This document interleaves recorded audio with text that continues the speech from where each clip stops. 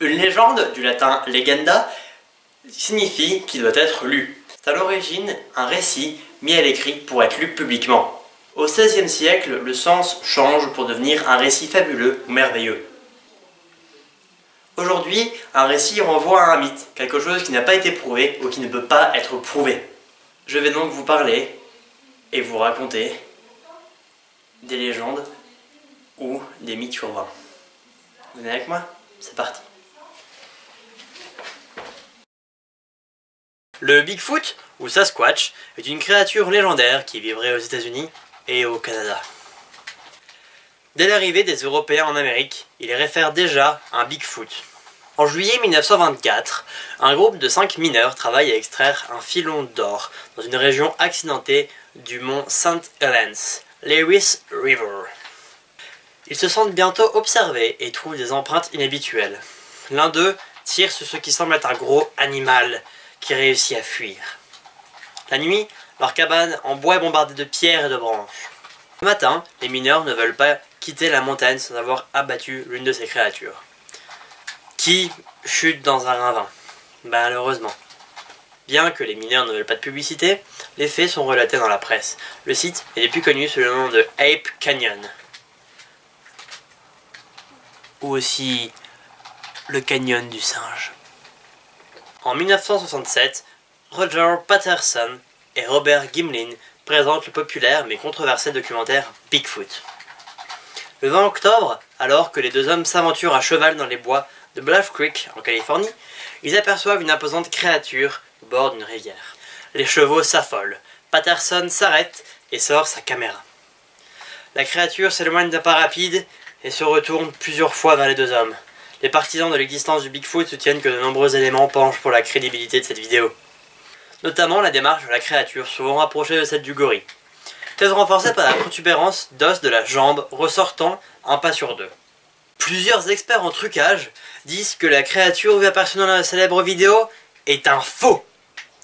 Fin août 2010, une courte vidéo d'une créature pouvant être un Sasquatch a été tournée sur la rivière Mackenzie en Oregon, à l'occasion d'un reportage sur un pêcheur à la mouche.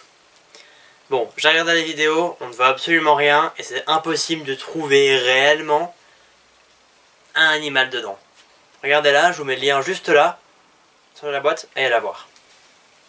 Le 24 novembre 2012, une équipe de scientifiques a publié un communiqué de presse indiquant avoir confirmé l'existence d'une nouvelle espèce hominidée, hybride en quelque sorte, vivant en Amérique du Nord sur la base d'analyse ADN d'échantillons de cheveux prélevés lors d'une rencontre avec Bigfoot.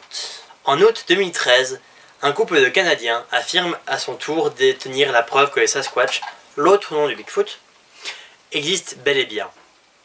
Sur des images filmées par les randonneurs canadiens, on peut voir ce qui ressemble à une étrange créature à fourrure se déplaçant dans une forêt de Colombie-Britannique. Voici l'endroit où vous pourrez trouver la vidéo. C'est un lien vers la vidéo. Voilà, vous cliquez par là, vous l'aurez. Je l'ai fait en gros pour que vous ayez le voir. Parce que c'est intéressant réellement. Et on voit bien. Et je pense que c'est vrai du coup. Voilà. Le dahu est un animal sauvage imaginaire vivant dans les zones montagneuses, qui ont influé sur son évolution physique au fil des générations. Le dahu est également connu sous le nom de daïri dans le Jura, daru dans les Vosges, darut en Bourgogne, tamaru dans l'Aubrac et l'Aveyron. Mais c'est aussi tamaro en Catalogne et en Andorre, ou encore Rwalbi. Voici comment ça s'écrit. Qui se prononce Rwalbi, dans le Haut-Valais. Sa caractéristique réside dans le fait qu'il a 2 pattes latérales plus courtes que les 2 autres, afin de bien se tenir dans les pentes. Ne trouvez que des jeux dessus, car tout le monde sait qu'il n'existe pas, et ces jeux servent à se moquer et à prouver aux croyants que cette histoire n'est pas vraie. On passe à la suite. Le dragon européen. C'est une créature légendaire, ailée, possédant une queue de saurien, et dont les pattes se terminent par des griffes. Et il se retrouve dans des lieux fermés, ce qui rappelle son affiliation avec les serpents. Petit détail, la mythologie grecque ne représente pas le dragon comme un serpent. Il est aussi une créature gardienne pour les Grecs. Je n'ai pas eu beaucoup d'éléments et de détails intéressants sur le dragon européen. Nous allons donc passer au dragon oriental. J'ai dû là aussi faire une espèce de synthèse pour toutes les infos que j'ai eues, car c'était beaucoup d'informations sur toutes les tyrannies. Et voilà, et du coup en Asie, en référence au dragon, donc voilà, c'était pas très intéressant. C'est donc parti pour la suite. Dragon oriental donc. Il n'est pas automatiquement mauvais, contrairement au dragon européen, même si on n'a pas eu d'exemple. En tout cas pas aujourd'hui, ça c'est pas aujourd'hui. Il représente les forces de la nature, et dès lors doit être considéré avec précaution, car comme la nature, il peut être dangereux. Différentes formes, aux noms différents, existent en Asie, mais de formes assez semblables. Le dragon chinois est une créature caractérisée par un corps serpentin et une gueule féroce, barbue. Les détails de sa morphologie varient selon les sources et les époques. Le dragon chinois n'a pas d'ailes, ce qui ne l'empêche pas de voler, grâce à la crête sur son crâne. Quand un empereur chinois l'utilisait, il signifiait simplement qu'il n'était pas souhaitable que sa pensée soit remise en cause. La seule légende de dragon qui sera prononcée ici sera celle-là. Le dragon de Rhodes est un animal mythique qui, d'après la légende, semait la terreur dans la vallée de Soudurli. Vers 1340, Dieudonné de Gonzo vient, après s'être longtemps entraîné, combattre ce dragon. Il le tua et le rapporta au village. D'autres légendes, ayant la même histoire, existent. Elles ne se passent pas au même moment, ni avec les mêmes personnes. Mais pour certaines, ce sera un crocodile, et non pas un dragon. Merci à tous et à toutes d'avoir pris le temps de regarder cette vidéo. J'espère que vous l'aurez aimé. Si c'est le cas, n'hésitez pas à mettre un pouce vers le haut. Si vous ne l'avez pas aimé, mettez un pouce vers le bas, mais avant tout, de mettre un pouce vers le bas.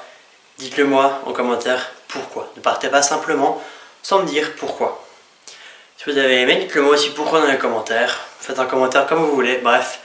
Faites ce que vous voulez. Abonnez-vous à la chaîne si ce n'est pas déjà fait. Juste là, vous serez abonné. Là, c'est la chaîne d'un copain qui s'appelle Animation. Et là, c'est ma chaîne Lucas & Co. Voilà, parce qu'elle est sortie il y a peu de temps. Il n'y a pas encore beaucoup de vidéos dessus, mais ce n'est pas grave. Il faut quand même en parler. J'espère que ça vous a plu. C'est la fin de ce premier épisode sur les mythes et légendes urbaines que l'on peut trouver. J'en ferai d'autres. À très bientôt.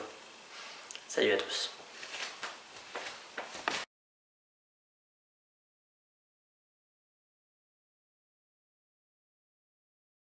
Quand un empereur chinois l'utilisait, il signifiait simplement qu'il n'était pas souhaitable que sa pensée soit remise en cause.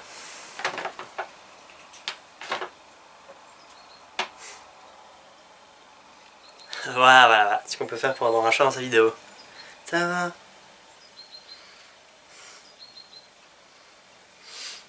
Oui. Elle est belle cette tigrette. Mais elle est partie. Nani, ça va toi? C'est bien? N'aie pas peur, viens. Allez viens, n'aie pas peur, je te dis. D'accord, elle peut pas du tout, ça peut... Tant pis.